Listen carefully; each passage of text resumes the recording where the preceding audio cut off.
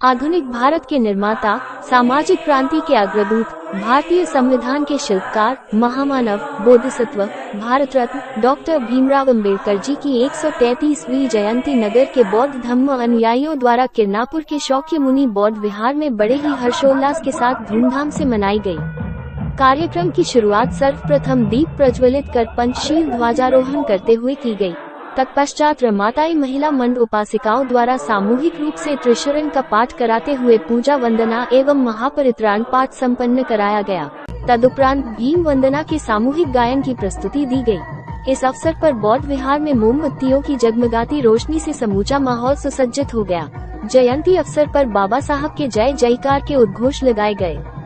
इस अवसर पर वक्ताओं ने बाबा साहब के 3 मूल मंत्र शिक्षित बनो, संगठित रहो और संघर्ष करो पर केंद्रित अपने विचार रखते हुए स्वयं सुसंस्कारित होकर बाबा साहब के सिद्धांतों समता, स्वतंत्रता, न्याय, बंधुत्व को अपनाकर समाज और राष्ट्र के निर्माण में अपना योगदान दिए जाने की बातें कही गयी तथा समाज में सदैव एकजुटता बनाकर कार्य करते हुए बाबा साहब के आंदोलन को सदैव आगे बढ़ाए जाने की प्रेरणा दी गयी।